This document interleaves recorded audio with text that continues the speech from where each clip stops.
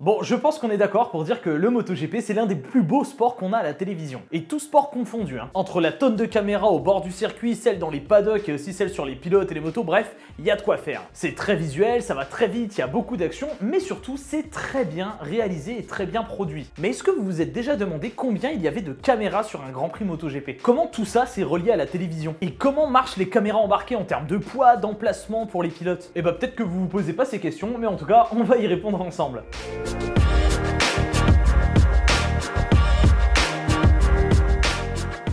Bonjour à tous et à toutes, c'est Kenpi, j'espère que vous allez bien et bienvenue dans ce numéro 14 de Flash GP déjà. Ouais, ça passe vite, je sais. Bon, ouais, ça tombe bien qu'on parle caméra aujourd'hui parce que depuis la dernière vidéo, la précédente, toutes mes vidéos sont désormais disponibles en 4K. Voilà, je sais que c'est quelque chose qui avait été demandé, j'ai la caméra pour ça, donc pourquoi pas en profiter. Alors par contre, j'utilise pas les mêmes caméras qu'il y a en MotoGP. Oui, je fais de la 4K, eux aussi, mais c'est une autre 4K. Bon, déjà parce qu'on n'a pas le même budget, hein, et puis aussi, on n'a pas du tout la même utilisation de ça, chaque caméra est bien spécifique. Mais commençons par un peu d'histoire. Bien que les Grands Prix soient filmés depuis très longtemps déjà, ce n'est qu'en 1992 que la Dorna obtient les droits du MotoGP et commence à vraiment le diffuser à la télévision de manière permanente. Avant, c'était un petit peu l'anarchie pour diffuser les Grands Prix. C'était plus ou moins à celui qui organisait le Grand Prix de se débrouiller pour diffuser ça à la télé. Mais depuis, la Dorna a mis son nez là-dedans et la technologie n'a cessé d'évoluer, car si maintenant on a le droit à une image comme celle-ci, d'une qualité exceptionnelle et en 4K, avant, c'était ça.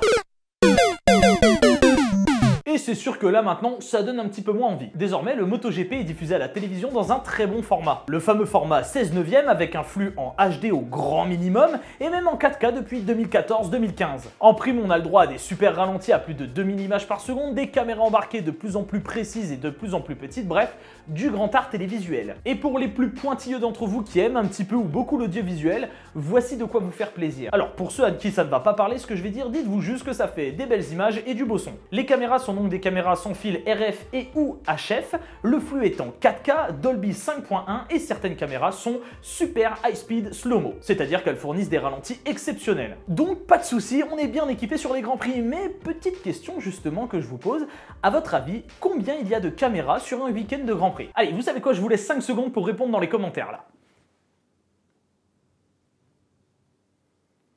C'est bon? Bon, on va voir si vous êtes proche ou non. On dénombre par week-end de Grand Prix plus de 160 caméras pour couvrir l'événement. 160. Ah ouais, bah ça fait beaucoup, hein. Et ça en fait aussi l'un des sports les mieux couverts, les mieux réalisés et les mieux produits au monde. Mais d'ailleurs, tiens, toutes ces caméras, il y en a plus de 160, comment on récupère le flux de tout ça et comment on le partage aux chaînes de télé? C'est la Dorna qui gère ça, avec ce qu'on appelle le World Feed, qui est redistribué aux chaînes de télé et différents diffuseurs. Et là aussi, les chaînes de télé sont nombreuses à recevoir la MotoGP et à la diffuser, puisqu'on dénombre plus de 60 pays qui diffusent la MotoGP pour plus de 100 diffuseurs. C'est énorme.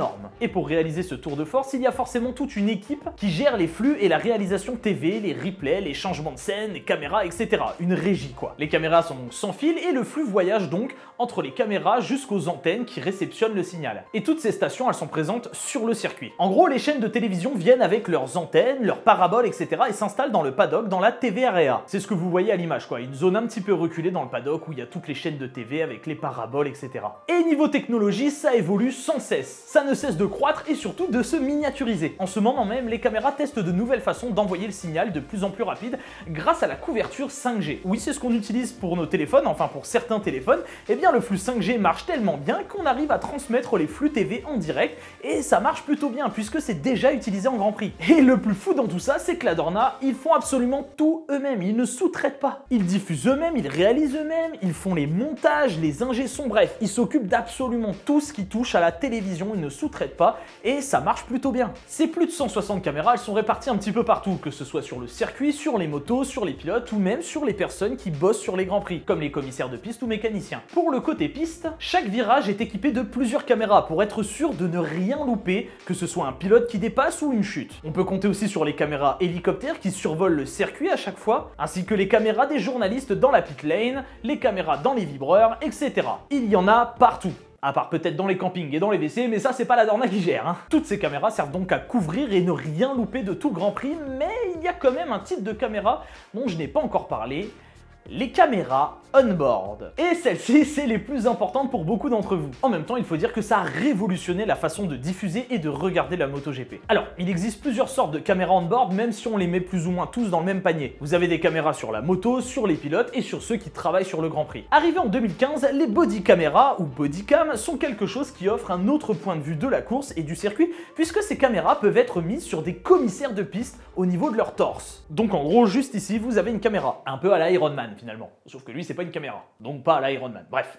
Les caméras sont donc installées sur les commissaires de piste qui sont eux-mêmes postés dans des endroits stratégiques du circuit, là où généralement il y a pas mal de chutes. Et oui, c'est fait exprès, c'est pour pouvoir capter les meilleurs sprints des marshals qui vont dégager le danger, relever la moto, s'occuper du pilote, etc. Et c'est plutôt sympa à voir puisque commissaire de course, c'est quelque chose qui est bien trop sous-coté sur les Grands Prix. On peut aussi retrouver ces bodycams sur d'autres personnes, les mécaniciens. Parfois, un mécanicien est équipé d'une bodycam et on peut voir ce qui se passe dans le box lorsqu'il répare ou règle la moto. Bon, le tout sans trop en entrer parce qu'on tient au secret quand même. Autre endroit où on trouve ces fameuses caméras on-board, c'est sur les motos et les pilotes. D'ailleurs, c'est là où elles sont le plus présentes. Là, par contre, l'histoire est un peu plus intéressante et un petit peu plus folle, puisque les caméras on-board, ça date pas des années 2000, ça date de bien longtemps avant. Les premières caméras on-board apparaissent en 1985 lors du Grand Prix d'Assen, et c'est un certain Randy Mamola qui sera le premier à transporter ce système. Et système qui est quand même bien différent de celui de maintenant. Le premier système ne pesait pas moins d'1,3 kg, 715 grammes de caméra et 610 grammes d'unité de contrôle. Dites-vous que maintenant, le tout pèse moins de 100 grammes.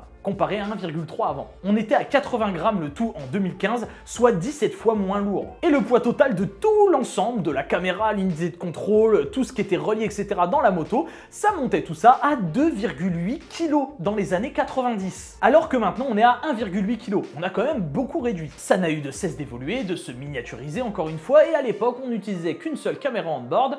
Désormais on en utilise 4 sur la moto. Une à l'avant, une à l'arrière et d'autres situées dans divers endroits comme sur le tableau de bord ou au niveau du guidon. Le tout qui est relié à la moto par divers boîtiers qui permettent d'envoyer le signal à la Dorna. D'ailleurs, on ne s'est pas simplement contenté de mettre des petites caméras fixes, on a voulu évoluer le système. Du coup, en 2010, des caméras gyroscopiques sont apparues, ce qui fait que la caméra reste droite même si la moto penche. Et puis pourquoi s'arrêter là maintenant qu'Internet permet des folies comme le 360 degrés? Quelques années plus tard, en 2014, des caméras 360 degrés arrivent sur les machines pour voir tout lors de la course. Et bien sûr, tout ça est contrôlé par la régie de la Dorna qui peuvent bouger la caméra en temps réel. Mais du coup, des fois, on voit qu'il y a des pilotes qui ont des caméras 360 et d'autres non. Mais ça doit être un poids différent tout ça. Donc c'est pas très juste qu'un pilote ait plus de poids sur sa moto avec une caméra 360 que celui qui n'en a pas. Qu'est-ce qu'on fait dans ce cas-là? Eh bien, pas de panique, si un pilote a une caméra un petit peu plus lourde sur sa moto, ceux qui n'en ont pas, on va leur rajouter du poids à l'équivalence de la caméra 360 en gros. Donc petit exemple, si une caméra pèse 200 grammes sur la moto et que les autres n'ont pas cette caméra,